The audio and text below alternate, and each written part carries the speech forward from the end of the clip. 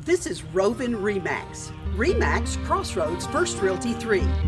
I'm Linda Montgomery, and I'm roving around North Texas, highlighting all the people, places, and things that make this a great place to live and invest in real estate. Our guest today is Mary Ann Rainey, a neighbor you need to know. Mary Ann is an expert quilter, one of the best I've ever seen when it comes to quilting design. Welcome, Mary Ann. Welcome to my studio. Thank you. She lives in Oak Point, where her husband gave up one of the largest rooms in the house to let her develop her quilting art. And it's a wonderful place to be, with windows for brightness, everything organized where she can get to it, and then teach some classes, which we'll talk about later. Mary Ann, the first time I ever saw your quilts, I was struck by your artist eye for color and design and creativity. Please explain a little bit how you put a quilt together. Well, first I usually have an occasion to make the quilts, sometimes for weddings, sometimes for nurseries, sometimes for farewell, and we also do a lot of charity through our guild. I pick patterns that I'm inspired by other quilters. I'll see what they have. Nature can inspire me. Colors that somebody requests. I've made quilts for other people. So then, keeping that in mind, how do you go about choosing the subject, the exact subject?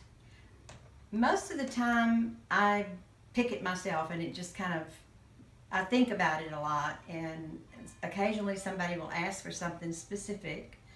This last one that I did, I'm doing right now, they asked for a baby quilt with navy, gray, and white. Let's take a look at that and show everyone what you're doing. Look at all these gorgeous colors. So then you begin with a color or an object in mind, and then you build around it. Is that correct? Yes, most of the time I do, yes. Well, one of the fascinating things to me is, how do you take the subject and then decide whether there's going to be a square piece, a round piece, a triangle? How do you decide how that's going to be? Do you have a quilt you might want to show us?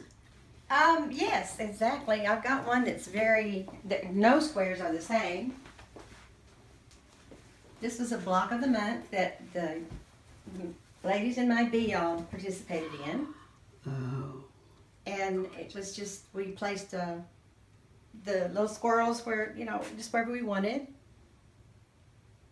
That's beautiful. Again, the gorgeous colors, different sizes, different shapes, and everything there. It's just gorgeous. So then, do you create quilts for life events? Yes, I do. I've quilted, both my grandsons have gotten wedding quilts. We have a precious adopted Chinese granddaughter, and I made her a homecoming quilt, and then she chose fabrics when we went to meet her, and we made her a big quilt. Oh my goodness. Well, how long does it take for you to make something like that? A big quilt, if I work on it maybe 3 or 4 days a week, it takes me about a month on a very large quilt. Okay. That's including the designing. Mm-hmm. I get out my pencil and paper and I start sketching how I want it to look, and then I go from there. Wonderful. Well, I understand that now you have begun teaching others how to quilt. What finally made you decide to do that?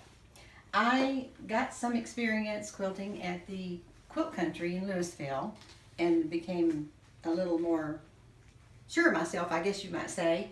And then some of the ladies at church requested lessons, so I'm now offering quilt lessons here at home. So you do it right here in this room. I have 2 workstations. Beautiful room where you have the 2 workstations. Excellent.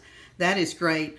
Well, Mary Ann, thank you so much for taking the time to share your art with us.